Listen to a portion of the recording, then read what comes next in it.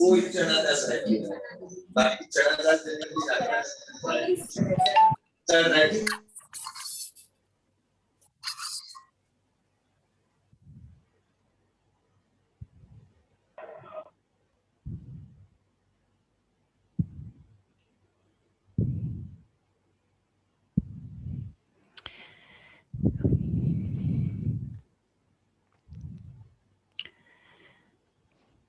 नमो नमो प्रणाम सातमाचार्य के प्रणाम सर। देव गुरु प्रसाद। आप सातामा છો सर? देव गुरु प्रसाद प्रणाम। नमो प्रणाम गुरुजी। प्रणाम गुरुजी। प्रियंतानम प्रणाम गुरुजी। नमो सिद्धानम नमो आयरियानम नमो वज्झायानम नमो लोये सब्बसाहूनम येषो पंचनमुक्कारो सब्बपावपनाशनो मंगलानं च सब्बेसिं पढमं हवै मंगलम् अज्ञानतिमिरान्धानां ज्ञानाञ्जनाशलाकया नेत्रम् उन्मीलितं येन तस्मै श्री गुरवे नमः। परम पूज्य पूज्यपाद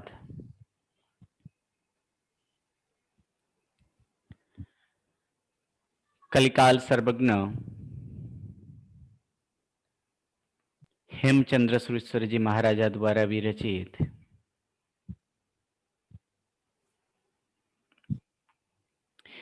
सिद्ध हेम शब्दानुशासन नामनो व्याकरण ग्रंथ અને એ જ વ્યાકરણ ગ્રંથથી ઉદ્ધરિત पंडित वर्य शिवलाल जी द्वारा रचित हेम संस्कृत प्रवेशिका। हेम संस्कृत प्रवेशिका जो कि 3 भाग से रचित है, अर्थात इनके 3 भाग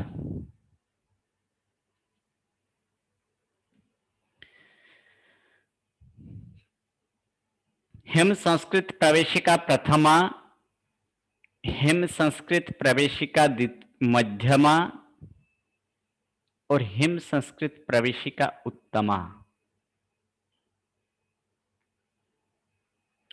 इन तीनों विभाग अर्थात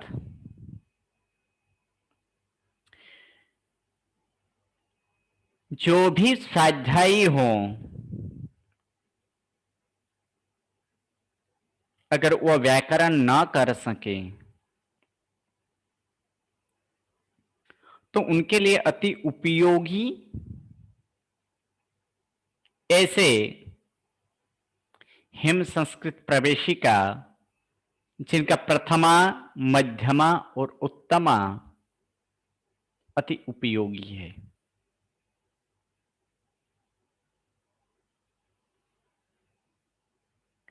क्योंकि व्याकरण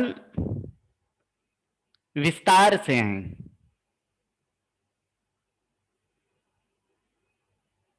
उसी को संक्षेप में लगभग तीनों भाग करने से प्रायः करके ये व्याकरण पूर्ण होता है। और उन्हीं पंडित जी द्वारा जो रचित हेम संस्कृत प्रवेशिका उनका प्रथम भाग और प्रथम भाग के प्रथम चरण यानी पार्ट 1 जो कि वर्ण से लेकर क्रियापद वर्तमान काल के सभी धातुओं के रूप किस प्रकार होती है उसे हम लोग देखेंगे। तो एक बार याद कर लेते हैं कुछ धातु के रूप। जैसे कि नम धातु है, तो नम धातु के रूप इस प्रकार के होंगे।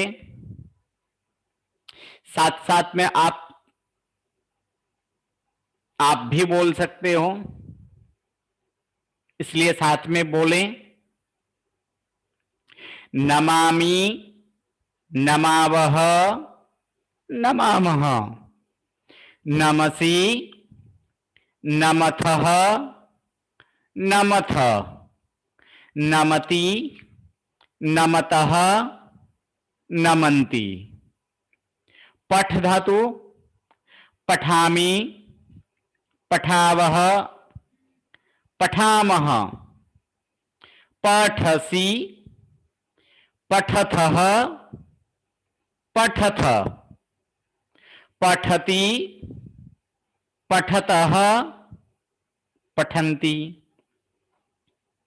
पत धातु पतामि, पतावह, पतामः, पतसि, पतथः, पतथ, पतति, पततः, पतन्ति।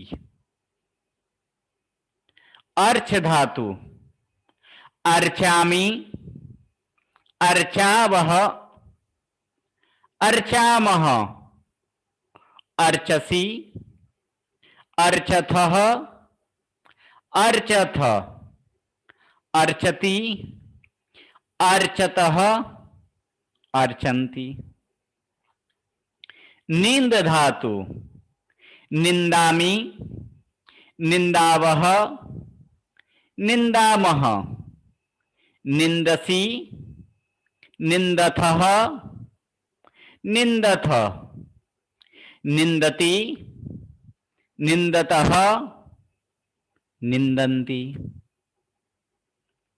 दह धातु दहामि, दहावह, दहामः, दहसि, दहथः, दहथ, दहति, दहतः, दहन्ति। वद धातु वदामि, वदावह, वदामः, वदसि, वदथः, वदथ, वदति, वदतः, वदन्ति। ऐसे ही हर रोज इस तरह के जो पहला गण के परस्मैपदी धातु हैं उनको याद करना, जिस कारण हमें ये अभ्यास हो जाए, अच्छी तरह से अभ्यास हो जाए। क्योंकि भाषा, इन संस्कृत भाषा में रूप अति जरूरी है, इसलिए रूपों को तो जरूर याद कर लेना, उसे जरूर रट लेना। रटन करना ही इसके लिए श्रेष्ठ है। एक बार अगर जिभ में बैठ जाए तो फिर कभी वो भूला नहीं जाता है। तो फिर जो देखे थे हम लोग कि नमामि, नमावह, नमामः, नमसि, नमथः, नमथ, नमति, नमतः, नमन्ति, ये किस प्रकार से बनते हैं, वो उनकी सिद्धि किस प्रकार से होती है। तो उन्हीं सिद्धि के लिए कुछ नियमों देखे थे। उन्हें नियमों को भी फिर से एक बार हम लोग मनन कर लें, चिंतन कर लें, स्मरण कर लें। तो प्रथम नियम, क्रियावाचक शब्द को धातु कहा जाता है। फिर एक बार हम लोग बोलेंगे, क्रियावाचक शब्द को धातु कहा जाता है। क्रियावाचक शब्द को धातु कहा जाता है। वर्तमान काल को निर्देश करने के लिए वर्तमाना विभक्ति के प्रत्यय लगते हैं। वर्तमान काल को निर्देश करने के लिए वर्तमाना विभक्ति के प्रत्यय लगते हैं। वर्तमान काल को निर्देश करने के लिए वर्तमाना विभक्ति के प्रत्यय लगते हैं। फिर आगे नियम देखेंगे कि परस्मय पदी धातु के साथ परस्मय पदी के प्रत्यय लगते हैं। परस्मय पदी धातु के साथ परस्मय पदी के प्रत्यय लगते हैं। परस्मय पदी धातु के साथ परस्मय पदी के प्रत्यय लगते हैं। ती आदि प्रत्यय लगने पर धातु को अविकरण प्रत्यय लगते हैं। ती आदि प्रत्यय लगने पर धातु को अविकरण प्रत्यय लगते हैं।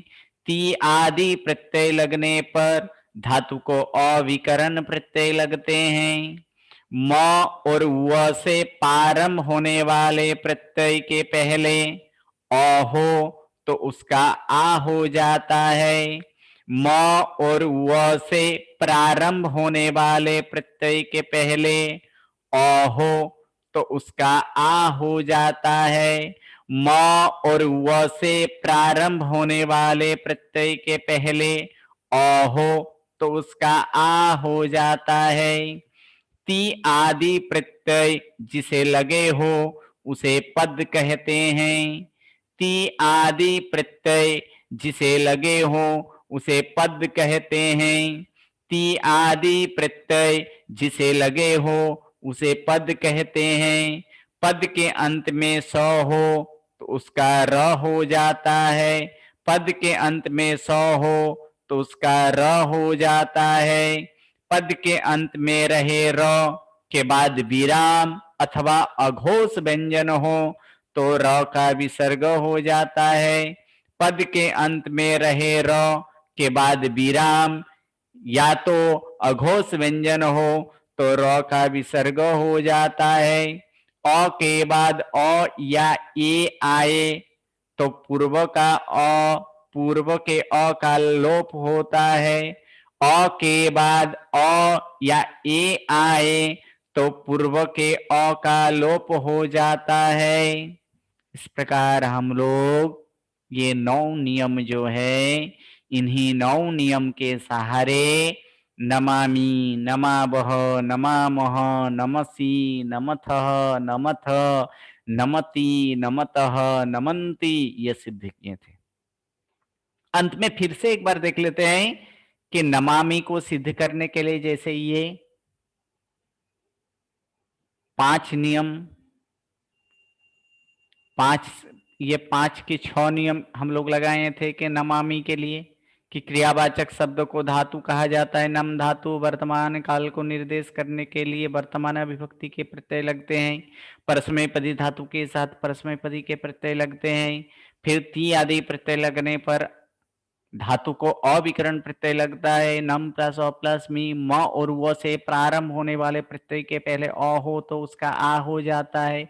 नम प्लस आ प्लस मी फिर ती आदि प्रत्यय जिसे लगे हो उसे पद कहते हैं नमामि। इस तरह से नमावह, नमामह, नमसि, नमथः, नमथ, नमति, नमतः और फिर नमन्ति। तो नमन्ति को फिर से एक बार देखते हैं किस तरह नमन्ति हम लोग सिद्ध किए थे कि नमन्ति के लिए तो प्रथम क्रियावाचक शब्द को धातु कहा जाता है। नम धातु है। सेकंड नंबर नियम वर्तमान काल को निर्देश करने के लिए वर्तमाना विभक्ति के ही प्रत्यय लगते हैं। यहां भी नम धातु। तीसरा नियम परस्मैपदी धातु के साथ परस्मैपदी के प्रत्यय लगते हैं। नम प्लस अंति, यहाँ पे अंति प्रत्यय है। चौथा ती आदि प्रत्यय लगने पर धातु को अविकरण प्रत्यय लगते हैं यानी नम प्लस अ प्लस अंति। फिर पांचवा तो यहाँ पे एक नियम अ के बाद अ या ए आए तो पूर्व का अलोप हो जाता है यानी बीच वाला जो विकरण प्रत्यय अ है उनका लोप हो जाता है तो रहता है नम प्लस अंति। अब पद बनवा देंगे यानी ती आदि प्रत्यय जिसे लगे हो उसे पद कहते हैं। नमन्ति इस प्रकार से सिद्ध हुआ। अब और कुछ जैसे मैं दूं तीसरे पुरुष बहुवचन में और कुछ अगर इसे सिद्ध करने के लिए बोलूं तो कौन कौन प्रयत्न कर सकते हैं? जिसे सिद्ध करना हो हैंड राइजिंग करें। ओके ओके ओके, कुछ हम लोग ऐसे पूछ लेते हैं, जैसे नमंती है, नमंती के जगह हमें प्रथम पठंती सिद्ध करना हो, पठंती सिद्ध करना हो तो कौन सिद्ध करेंगे? हाँ, एक प्रियंका बेन, प्रियंका बेन जिसे बोला जाए वही प्रणाम। वही म्यूट अनम्यूट करे, बाकी के सभी म्यूट रख दे। हाँ जी बोलिए। पठंती, अभी क्रियावाचक धातु को क्रियावाचक शब्द को धातु कहते हैं, तो पठंती पठ धातु है। पठ नहीं, ठ आधा ही बोलना, पठ धातु है। पठ मिच्छा में पठ धातु है। फिर वर्तमान काल को निर्देश करने के लिए वर्तमान विभक्ति के प्रत्यय लगते हैं, इसलिए पठ पठ मिच्छा में। परस्मैपदी धातु के साथ परस्मैपदी के प्रत्यय लगते हैं, इसलिए पठ प्लस अंति। फिर ती आदि प्रत्यय लगने पर धातु को अविकर्ण प्रत्यय लगते हैं, इसलिए पट प्लस अ प्लस अंति। फिर अ के बाद अगर अ या ए आए तो पूर्व के अ का आलोप हो जाता है, इसलिए जो अ है वो चला जाता है। नम प्लस अंति, नम नहीं है यहाँ पे, पठ प्लस अंति। पट पट प्लस अंति। फिर ती आदि प्रत्यय जिसे लगे हो वो से पद कहते हैं, इसलिए पट प्लस समीक्षा में पठंती हो गया, पठंती हो गया, पद बन गया पठंती। ओके ओके, और कुछ देख लेते हैं, और एक दो को। हाँ, सेजल बेन। प्रणाम गुरुजी। प्रणाम। क्रियावाचक शब्द को धातु कहा जाता है, कौन सा शब्द सही करना है गुरुजी? पतंती, पतंती। हाँ, पथ वर्तमान काल के निर्देश करने के लिए वर्तमान विभक्ति के प्रत्यय लगते हैं। पथ परस्मैपदी धातु के साथ परस्मैपदी पदी के प्रत्यय लगते हैं। पथ वत्ता प्लस अंति। ती आदि प्रत्यय लगने पर धातु को विकर्ण प्रत्यय लगते हैं। पथ प्लस अ प्लस अंति। अ के बाद अ या ए हो तो पहले का अ का लोप हो जाता है, तो पथ प्लस अंति। ती आदि प्रत्यय जिसे लगे हो उसे पथ कहते हैं, पथ अंति। ओके। हाँ, देवांगी बेन, रक्षंती। Devangi ben, okay, no sound. हाँ, हिमांशु भाई। बोलू साहेब जी। हाँ जी, रक्षंती। हाँ, कौन? देवांगी। बोलो हाँ रेखा सर। हाँ, देवांगी बेन बोलो, देवांगी बेन। क्रियावाचक शब्द को धातु कहा जाता है। रक्ष धातु, रक्ष वर्तमान काल को निर्देश करने के लिए वर्तमान विभक्ति के प्रत्यय लगते हैं। रक्ष परस्मैपदी धातु के साथ परस्मैपदी पद के प्रत्यय लगते हैं। रक्ष प्लस अंति। ती आदि प्रत्यय लगने पर धातु को अविकर्ण प्रत्यय लगते हैं। रक्ष प्लस अ प्लस अंति। अ के बाद अ या ए आए तो पूर्व के अ का लोप होता है। रक्ष प्लस अंति। ती आदि प्रत्यय जिसे लगे हो उसे पद कहते हैं। रक्षंती पद ओके। है। हाँ, हिमांशु भाई, वदंती। प्रणाम गुरुजी। प्रणाम। क्रियावाचक शब्द को धातु कहा जाता है। धातु है वद। वर्तमान काल को निर्देश करने के लिए वर्तमान विभक्ति के प्रत्यय लगते हैं। वद परस्मैपदी धातु के साथ परस्मैपदी के प्रत्यय लगते हैं। वद प्लस अंति। ती आदि प्रत्यय लगने पर धातु को अविकर्ण प्रत्यय लगते हैं। वद प्लस अ प्लस अंति। अ के बाद अ या ए आए तो पूर्व के अ का लोप हो जाता है, तो यहाँ अविकर्ण का लोप हो जाएगा। तो वद प्लस अंति। ती आदि प्रत्यय लगे हो उसे पद कहते हैं, तो वदंती यहाँ पद कंप्लीट हो गया। ओके, धन्यवाद। खूब खूब प्रयत्न किया आप सभी ने, सभी को धन्यवाद। नेक्स्ट क्लास में और भी, या तो फिर आप घर में और भी इस तरह की प्रैक्टिस कीजिएगा। अब आगे बढ़ते हैं। आगे बढ़ने से अब तक ये जितने सारे देखे, यानी किस प्रकार से ये परस्मैपदी धातु के, ये किस प्रकार से इनका रूप और रूप की सिद्धि किस प्रकार हम सिद्ध किए। अब आगे हम लोग देखेंगे कि सर्वनाम, ऐसे तो सर्वनाम की पाठ आगे आएंगे, क्योंकि नाम के बदले में जिसका यूज होता है, यानी नाम के बदले जिसका प्रयोग में लाया जाता है, उसे सर्वनाम कहा जाता है। और ऐसे सर्वनाम के कुछ यहाँ पे जो क्रियापद के साथ अवश्य लगते हैं, ऐसे सर्वनाम देखेंगे। अब तक हम लोग नमामि का अर्थ करते थे मैं नमस्कार कर रहा हूं, या तो मैं नमस्कार करता हूं। फिर नमावह का हम दोनों नमस्कार करते हैं। नमामह का हम सब नमस्कार करते हैं। नमसी यानी तुम नमस्कार करते हो। नमथः या तुम दोनों नमस्कार कर रहे हो। नमथ तुम सब नमस्कार करते हो। नमति यानी वह नमस्कार करता है। नमतः यानी वे दोनों नमस्कार कर रहे हैं। और नमंती का हम लोग किए थे वे लोग नमस्कार कर रहे हैं।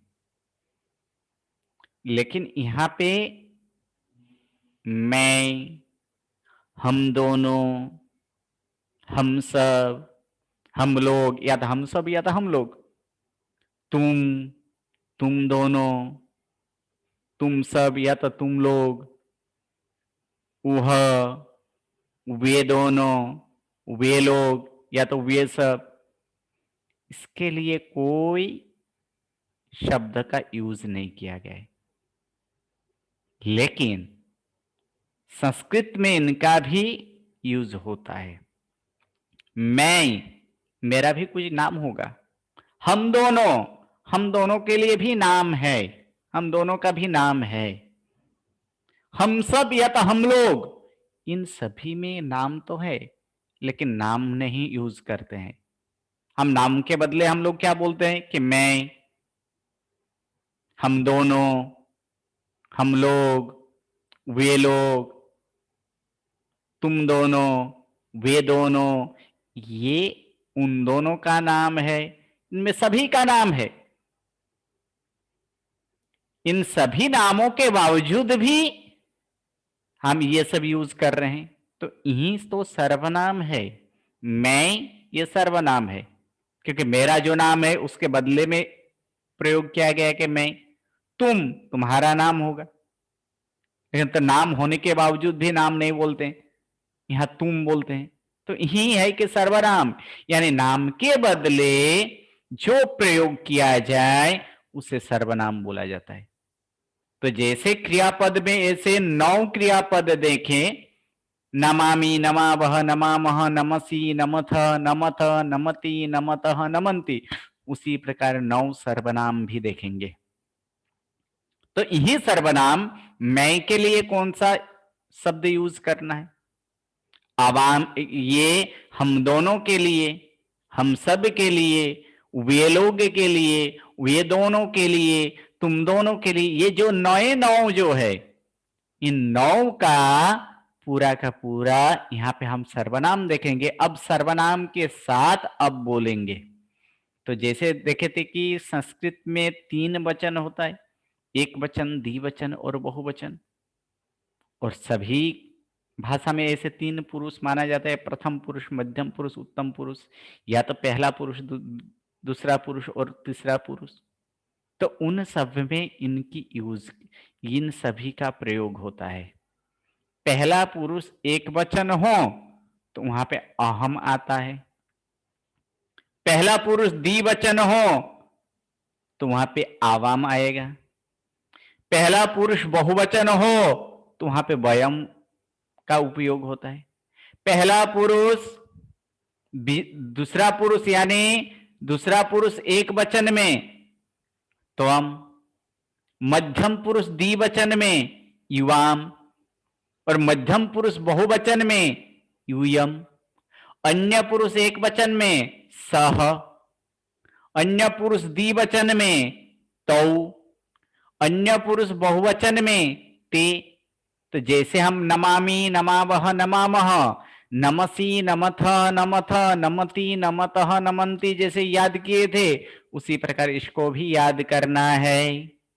अहम आवाम वयम, अहम आवाम वयम, अहम आवाम वयम, त्वम युवाम यूयम, त्वम युवाम यूयम, सह तौ ते, सह तौ ते, सह तौ ते, अहम आवाम वयम, त्वम युवाम यूयम, सह तौ ते, अहम आवाम वयम, त्वम युवाम यूयम, सह तौ ते।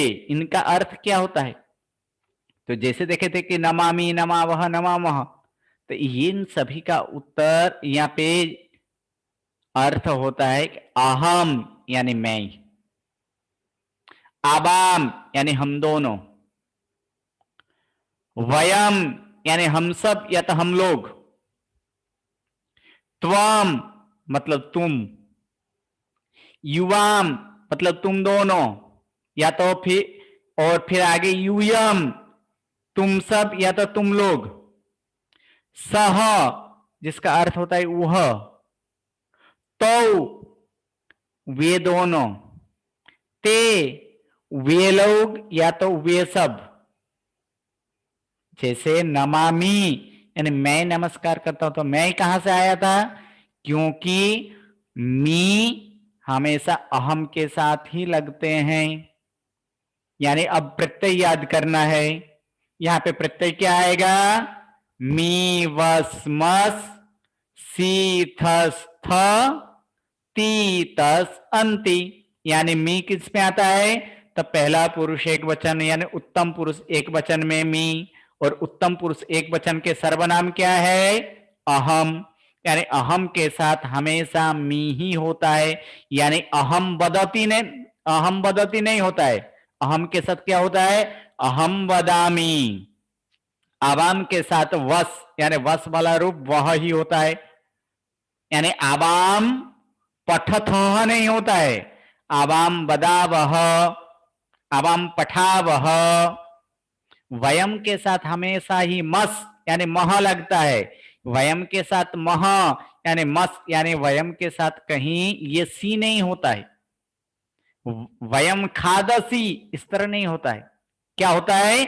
वयम खादाव मह, यानी अब इन सब के साथ एक एक करके रूप बोलते जाएंगे, जैसे कि यहां पे दिया गया है कि अहम नमा। अब तक हम लोग रूप इतना याद किए थे, नमामि नमावह नमामह नमसी नमथः नमथ नमति नमतः नमंति, इतना ही हम लोग याद किए थे। लेकिन अब सर्वनाम के साथ करना है, अब सर्वनाम के साथ करना है, यानी क्या करना है? अहम नमामि, आवाम नमावह, वयम नमामह। इसलिए ताकि आप सभी ये सर्वनाम किनके साथ, सर्वनाम के जो अहम आवाम वयम, ये 9 सर्वनाम के साथ कौन कौन सा क्रियापद यूज होता है, कौन कौन सा क्रियापद का प्रयोग किया जाता है, इसके लिए ये 2 बार 3 बार आप यहाँ साथ में बोलेंगे। फिर आगे हम लोग आगे और बढ़ेंगे, यानी मेरे साथ बोलिए, अहम नमामि, अहम नमामि, अहम नमामि, आवाम नमावह, आवाम नमावह, आवाम नमावह, वयम नमामह, वयम नमामह, वयम नमामह, त्वम नमसि, त्वम नमसि, त्वम नमसि, युवाम नमथः, युवाम नमथः, युवाम नमथः, यूयम नमथ, यूयम नमथ, यूयम नमथ, स नमति, स नमति, स नमति, तौ नमतः, तौ नमतः, तौ नमतः, ते नमन्ति, ते नमन्ति, ते नमन्ति, ते नमन्ति। अब यहां देखें कि सर्वनाम में तो सह है, लेकिन जब यहां लगाया गया है तब यहां तो विसर्ग तो है ही नहीं, तो ये क्या मिसप्रिंटिंग है? नहीं, ये नियम आता है, ये नियम आता है कि सह का ही, ये सह में जो विसर्ग है उसके बाद, विसर्ग के बाद अगर व्यंजन हो तो फिर इस विसर्ग, ये जो विसर्ग है इन विसर्ग का लोप हो जाता है, यानी विसर्ग निकल जाता है। अब सह और उसके बाद नमति, तो सह के बाद क्या आया? न। ये न क्या है, स्वर है कि व्यंजन है? तो न, ये न जो है न व्यंजन है, अर्थात ये विसर्ग लोप हो गया, इसलिए स नमति हुआ। ये आगे और पाठ में आएंगे। ये ऐसे नहीं सोचना कि ये सह विसर्ग वाला है, लेकिन यह विसर्ग, ये विसर्ग एक नियम से लोप हुआ है। अब इतना याद रखना कि स के बाद अगर व्यंजन से चालू हो, स के बाद अगर व्यंजन से चालू हो तो फिर क्या हो जाता है? तो फिर ये विसर्ग का लोप हो जाता है। जो सह जे छे आ विसर्ग, ए विसर्ग पछी जो व्यंजन आवे, विसर्ग पछी जो व्यंजन आवे तो विसर्ग नो लोप थई जाए। जो विसर्ग पछी व्यंजन आवे तो विसर्ग नो त्यां लोप थई जाए। आ एनी अंदर नियम छे। हवे आ विसर्ग पछी शुं आवेलो छे? न। ए न शुं छे? न व्यंजन छे, माटे ए શું થઈ ગયું છે કે માટે અહીં આ જે વિસર્ગ છે એ વિસર્ગનો લોપ થઈ ગયો છે। એના નિયમ આ અલગ છે કે સસ જે છે એ સસ પ્રત્યયના જે સ છે તો એ સનો વ્યંજનથી શરૂ થતા હોય તો તેનાથી એ પહેલા એનો લોપ થઈ જાય। હવે કોઈ આપણે આમ કહીએ કે જો સ્વરથી ચાલુ થતા હોય તો આવો પણ પ્રશ્ન થાય कि स्वर थी चालू थता हो तो शू करवानु? यानी यहां पे व्यंजन से एक सह के बाद व्यंजन आया इसलिए वहां पे लोप कर दिए। अगर सह के बाद स्वर आवे तो उसका भी चेंजेस होता है, तो उनका भी चेंजेस आएगा, लेकिन तब ये विसर्ग का लोप नहीं करना है। वो विसर्ग बदल के अलग अलग अलग अलग रूप लेता है। कहीं उसका लोप भी होता है और कहीं वो बदल के ओ भी हो जाता है। जैसे सह अर्चति, सह के बाद अर्चति आया तो उसका क्या हो जाता है? तो उसका वहां पे सोर्चति इस तरह हो जाएगा। ये जो विसर्ग है वो विसर्ग बदल के ओ हो जाएगा। लेकिन सह के बाद नमति आया तो वहां पे विसर्ग का लोप हो जाएगा।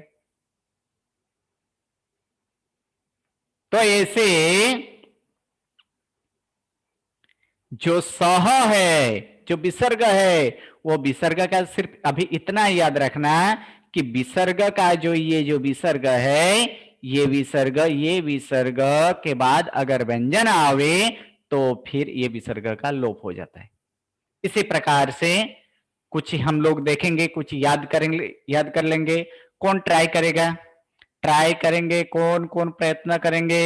इसी प्रकार के सर्वनाम के साथ बोलना है, अलग अलग धातु के। ओके, फोरमबेन, फोरमबेन, हाँ प्रणाम। तमे वद धातु नु बोलो।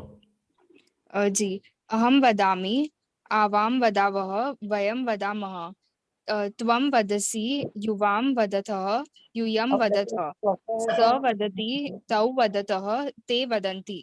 ओके, सह वदति कि स वदति? स वदति। ओके, विसर्ग नहीं। ओके, सरस। चलो भविका बेन बोरा। प्रणाम गुरुजी। प्रणाम। अट धातु, अट, अठ। अट, अठ नहीं, अट, अट। अच्छा। अहम अटामि, आवाम अटावः, वयम अटामः, त्वम अटसि, युवाम अटथः, यूयम अटथ। अटथ, अटथ नहीं, आ थ संपूर्ण છે। यूयम अटथ। अटथ, ओके। अटथ। सौ सौ अटति। સૌ નહીં સૌ બોલવાનો, સૌ નહીં બોલવાનો, સહ અટતિ। અહીં કોઈ ફેરફાર નહીં, વિસર્ગનો લોપ નહીં કરવાનો, સહ અટતિ। सह अटति, तौ अटतः, ते अटन्ति। ओके, चलो नेक्स्ट। नीरुबेन, नीरुबेन रक्ष धातु। हाँ प्रणाम गुरुजी। प्रणाम। हाँ बोलू छो गुरुजी। हाँ। अहम रक्षामि, अहम रक्षामि, आवाम रक्षावः, अहम रक्षामि, आवाम रक्षावः, वयम रक्षामः, त्वं रक्षसि, त्वं रक्षसि, युवाम रक्षथः, यूयम रक्षथ, युवाम रक्षथ। फिर सह रक्षति, अह रक्षति नहीं, विसर्गण लोप, स रक्षति। सॉरी गुरुजी। स रक्षति, तौ रक्षतः, ते रक्षन्ति। ओके। अर्चिबेन, अर्चिबेन। गुरुजी प्रणाम गुरुजी। प्रणाम। अर्च धातु। अहम अर्चामि, आवाम अर्चावः, वयम अर्चामः,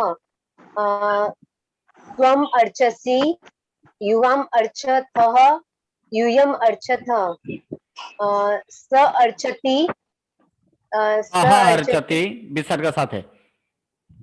विसर्ग सह अर्चति, तो ये स्वर है तो भी विसर्ग लगेगा। हाँ सर हो तो अच्छा। वहां पे विसर्ग रहेगा ही ना। हाँ, सह अर्चति, तौ अर्चतः, ते अर्चन्ति। ओके। आगे निराली बेन,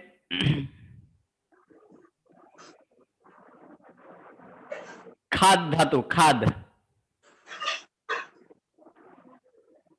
खाद, खाद धातु। बाकी के सारे म्यूट रख दें, जिसका नाम बोला जाए। सर बोलूं? हाँ निराली बेन।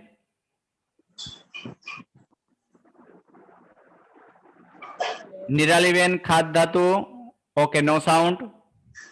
बोलू साहेब? हाँ बोलो रेखा बेन, बोलो। सर बोलू? रेखा बेन। गुरुजी बोलू? हाँ जी बोलो। प्रणाम गुरुजी। કોણ બોલે? छाया। રેખાબેન છે? નથી। ઓકે, બોલો છાયાબેન। પ્રણામ ગુરુજી। સાહેબ હું રેખા બોલું છું। ઓકે બોલો, ખાદ ધાતુ બોલી જાઓ। हाँ बोल। प्रणाम गुरुजी। अहम खादामि, आवाम खादावः, वयम खादामः, પછી त्वम खादसि, युवाम खादथः, यूयम खादथ, स खादति, तौ खादतः, અને તે ખાદંતી। ओके सरस। चलो अब मैं यहाँ पे कुछ क्रियापद दे रहा हूं, इनमें से जिनको पूछूं वो वहां पे सर्वनाम लगाना है। मैं यहाँ से क्रियापद बोलूंगा, आप लोग को सर्वनाम जोड़ना है। पहला संतोष बेन। जी गुरुजी। हाँ जी। अटंती। अटंती। ए अटंती। ओके। मंजू बेन। प्रणाम गुरुजी।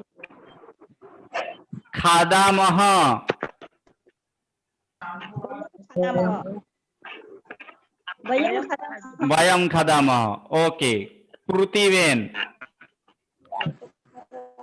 अर्चति अर्चति स अर्चति नहीं सह अर्चति स्वर છે ને હા એટલે સ થાય અચ્છા સહ હા હા વિસર્ગ લાગે સહ अर्चति સહ अर्चति ओके कोमलबेन प्रणाम गुरुजी अटतः तौ अटतः तौ अटतः मनीषाबेन खादसी त्वं खादसि तम खादसी वदामि ज्योतिबेन अहं वदामि ज्योतिबेन प्रणाम सर हाँ जी प्रणाम मी वदामि मी ने अहम वदामि अहम वदामि हाँ, अहम वदामि अहम ओके वदामि मेघनाबेन पठावः वयम पठावः બીજા બધા મ્યુટ જેનો જેનો ચાલુ હોય મ્યુટ કરી જેનો નામ બોલાય છે તેજ મેઘનાબેન પઠાવહ आवाम पठावः आवाम पठावह ओके दीपल भाई चरथः युवम चरथः युवाम चरथः ओके बीनाबेन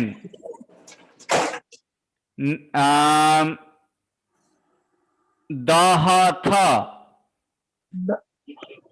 यूयम दहथ ओके आज प्रकार इसी प्रकार से प्रैक्टिस करना जिनका अर्थ यहाँ पे लिखा गया है कि अहम का यहाँ पे मैं, आवाम यानी हम दोनों, वयम यानी हम सब, त्वम यानी तुम, युवाम यानी तुम दोनों, यूयम यानी तुम सब, सह यानी वह, तौ यानी वे दोनों, ते यानी वे लोग या तो वे सब। कुछ इसी प्रकार से जैसे वाक्य की रचना इस प्रकार से करना है, अहम पठ धातु है तो उनके साथ क्या होगा, अहम पठामि। उसी प्रकार आवाम पठ धातु के साथ पठावह, वयम पठ धातु के साथ वयम पठामः, त्वम पठ धातु के साथ पठसि, युवाम पठ के साथ पठथः, फिर यूयम पठ के साथ पठथ, सह पठ के साथ स पठथि। क्योंकि यहाँ पे विसर्ग का लोप हो गया, क्यों, क्योंकि पीछे व्यंजन है। तो पठ के साथ पठतः, ते पठ के साथ पठन्ति। अब इसी प्रकार से जितने सारे धातु हैं इनका यूज करके कर सकते हैं। जैसे अगर पत धातु लूं तो फिर क्या होगा, अहम पतामि, आवाम पतावह, वयम पतामह, त्वम पतसि, युवाम पतथः, यूयम पतथ, स पतति, तौ पततः, ते पतन्ति। जैसे कि त्यज धातु लूं तो फिर क्या होगा, अहम त्यजामि, आवाम त्यजावह, वयम त्यजामः, त्वम त्यजसि, युवाम त्यजथः, यूयम त्यजथ, स त्यजति, तौ त्यजतः, ते त्यजन्ति। अर्च धातु लूं तो फिर अहम अर्चामि, आवाम अर्चावह, वयम अर्चामः, त्वम अर्चसि, युवाम अर्चथः, यूयम अर्चथ, स सह अर्चति। यहाँ पे विसर्ग रहेगा क्योंकि अ क्या है, पर है, इसलिए सह अर्चति, तौ अर्चतः और ते अर्चन्ति। इस प्रकार से बाकी जितने सारे हैं वो है कुछ संधि के नियम है जो नेक्स्ट क्लास में देखेंगे। सिर्फ यहाँ पे देख लेते हैं कि क्या क्या संधि है कि सर और व्यंजन पास पास में आए तो उनकी संधि होती है। जैसे अभी हम लोग देखे थे कि अहम अटामी, तो उन्हीं का संधि होकर क्या हो जाएगा, अहम मटामी। क्यों? तो वो नेक्स्ट क्लास में देखेंगे। दूसरा ये यहाँ पे लिखा गया है कि पद के अंत में रहे म के बाद कोई व्यंजन आए तो म के बदले पहले अक्षर पर अनुस्वार हो जाता है, अथवा तो म के बदले बाद में रहे बाद रहे व्यंजन श अनुनासिक हो जाता है। जो यहाँ पे उदाहरण के तौर पर लिखा है कि त्वम रक्षसी, या तो फिर तम रक्षसी होता है, या तो फिर अहम चलामी, या तो फिर अहिन चलामी। ये क्यों हुआ, ये सब नेक्स्ट क्लास में देखेंगे। आगे और भी है कि पदांत मौ के बाद कोई स्वर आवे तो वो मौ के तो वो क्या हो जाता है, तो वो मौ के बाद वो स्वर में मिल जाएगा।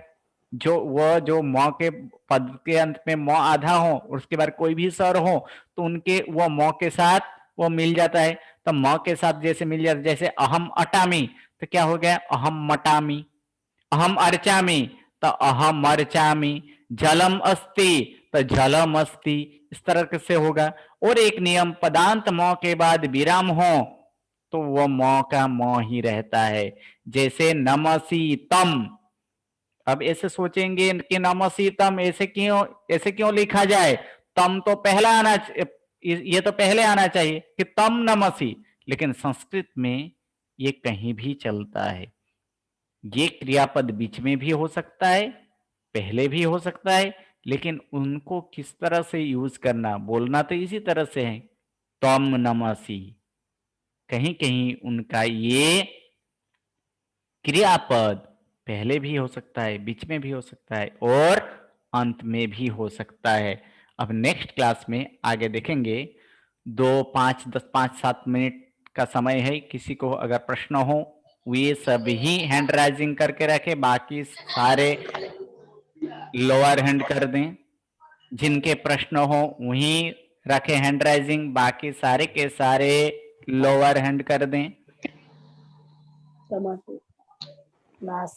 जिनका प्रश्न हो, हाँ, एक एक करके। ओके, सपना बेन जैन, कोई प्रश्न है?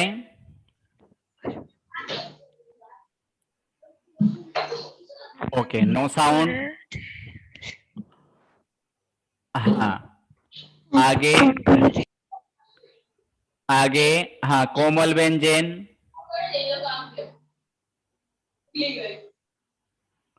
कोमल बेन जैन, प्रश्न नहीं? ओके, क्या माने, चलो। वीरती देसाई,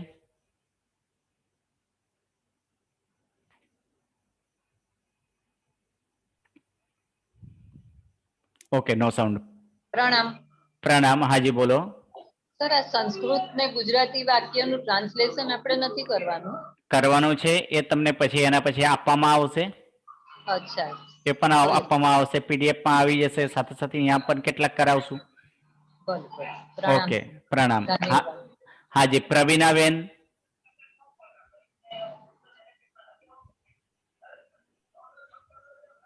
સર हाँ जी પ્રણામ बोलो। ગુરુજી। પ્રણામ। પ્રશ્ન નતો પણ એમાં જ મેં ત્યારે બોલવા માટે હાથ ઊંચો કરેલો, હવે લોઅર કરી ઓકે ઓકે ઓકે, પ્રણામ। हाँ जी प्रणाम। सोमी बेन। હા સર, એના પહેલા સ્લાઇડમાં તમે ખાલી જશો જે આ ક્રીડ અને નિંદા છે તો એના અંદર પહેલું અક્ષર લેવું હોય તો ઈ ક લેવાનું કે રસ ઈ લેવાનું અને નીચામાં દીર્ઘ ઈ લેવાનું કે ન લેવાનું? સરસ, बहुत સરસ પ્રશ્ન છે કે ક્રીડ ધાતુ જે છે, બરાબર, એ ધાતુ કહે છે ક્રીડ ધાતુ છે। તો આની અંદર ક્રીડ ધાતુ, તો એ ક્રીડ ધાતુમાં સ્ટાર્ટિંગ શેનાથી થાય છે? તો એને આપણે છૂટા પાડી દઈએ તો શું બનશે? ક પ્લસ ર પ્લસ દીર્ઘ ઈ પ્લસ, આની અંદર શું થાય? દીર્ઘ ઈ પ્લસ ડ। તો શેનાથી ચાલુ થયો? ક થી ચાલુ થયો ને? આ ક્રીડ નો આ જ પ્રમાણે નિંદ ધાતુ, તો નિંદ ધાતુ જે છે એ નિંદ ધાતુમાં કેવી રીતે એને છૂટા પડાય? ન પ્લસ હ્રસ્વ ઈ, કારણ કે ની માં શું છે? ન હંમેશા વ્યંજન અર્ધો જ હોય। ન પ્લસ હ્રસ્વ ઈ પ્લસ ન પ્લસ દ એટલે ધાતુ શેનાથી ચાલુ થાય છે? ન થી જ ચાલુ થાય છે. Okay, clear? ઓકે, હિમાંશુભાઈ. ગુરુજી એક પેલો નો જે આની પહેલા પેલો રૂલ હતો ને, એકવાર ફરી મને સમજાવો ને. ઓકે, એની અંદર આ પ્રમાણે છે કે શહ જે છે, આ શહ એટલે વિસર્ગ છે, એટલે એ જ કરે. એટલે વિસર્ગ એટલે આપણે શું સમજવાનું?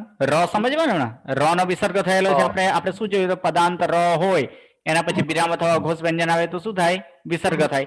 એટલે ર નો વિસર્ગ એટલે એ ર, પણ ર નો પણ શું છે? ર પણ ક્યાંથી આવ્યો? પદને અંતે સ હોય તો ર થાય ને. પદને અંતે સ હોય તો ર, તો પછી ર થતો ને. તો પદને અંતે સ હોય તો ર થાય. તો અહીં એક નિયમ આગળ આવશે ત્યાં તમારે કે શશના શ પછી જો વ્યંજન આવે, શું આવે? વ્યંજન. તો પછી આ શ નો લોપ થઈ જાય. એકચ્યુઅલ આ શું બને? સસ થાય. સસ. આ શું બને કે સસ બને છે. શશના શ નો બીજા બધા મ્યુટ રાખશો. શશના શ પછી વ્યંજન આવે તો લોપ થાય, પરંતુ સ્વર આવે તો લોપ થતો નથી. હવે આની અંદર આપણે શું હતું? શસ એટલે કોનો સ? સ નો જ ર નો જ વિસર્ગ. એટલે શું કીધું? વિસર્ગ પછી વ્યંજન જો આવે, વિસર્ગ પછી વ્યંજન, જેમ કે આપણે શું કર્યા હતા? નમતી. એટલે શું છે? વિસર્ગ પછી શું છે? ન આવે છે. ન વ્યંજન થયું. ન શું છે? વ્યંજન છે, માટે લોપ થઈ જાય. એટલે શું થાય? સ નમતી. પણ સ્વર આવે તો તેમ જ રહે. સ્વર આવે તો તેમ જ રહે, પણ એનો પણ ફેરફાર થાય, જે આગળ આગળ આપણે પાઠમાં જોતા જોતા આપણે જોશું. ઠીક છે ગુરુ. ઓકે, હાજી. કૃતિબેન. પ્રણામ સર. પ્રણામ. સર, આપણે લાસ્ટ લેક્ચરમાં બધા ઉદાહરણ સોલ્વ કર્યા હતા ને, એમાં અર્ચતી ઉદાહરણ લઈએ જો, તો એમાં ક્રિયાવાચક શબ્દને ધાતુ કહેવાય તો અર્ચ લખીને ચ ના નીચે ઓલી હાફ લાઈન કરવાની, એક જ આલ્ફાબેટ ઉપર રેપ પણ કરવાનો અને નીચે લાઈન બી કરવાની. હા, કારણ કે આ અર્ચ છે. આ પ્રમાણે અર્ચ ધાતુ છે. આ અર્ચ અર્ચ છે. એટલે કે ચ અર્ધો છે. એમાં શું છે? ર પણ અર્ધો અને ચ પણ અર્ધો. કારણ કે એને આપણે છૂટા પાડીશું તો કેવી રીતે છૂટા પડશે? અ પ્લસ ર પ્લસ ચ અર્ધો. ઓ, ચ અર્ધો. ઓકે, પ્રણામ. હાજી, પ્રણામ. બીનાબેન.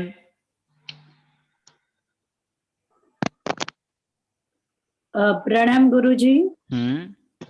અમે કીધું 14 ના સોમવાર છે તો તે દિવસે ક્લાસ ચાલુ. હા, બરાબર છે. આ સોમવારે આપણે ક્લાસ નથી. આપણે સોમવારે ક્લાસ નથી. આ 14 ના દિવસે પતિક્રમણ પણ હશે, અને એટલે આપણે નેક્સ્ટ લેક્ચર જે છે એ બુધવારે રહેશે. ઓકે, બુધવારે રહેશે નેક્સ્ટ લેક્ચર. ચલો, નમો નમો. પ્રણામ. પ્રણામ સર. પ્રણામ સર. પ્રણામ ગુરુજી. પ્રણામ. પ્રણામ ગુરુજી.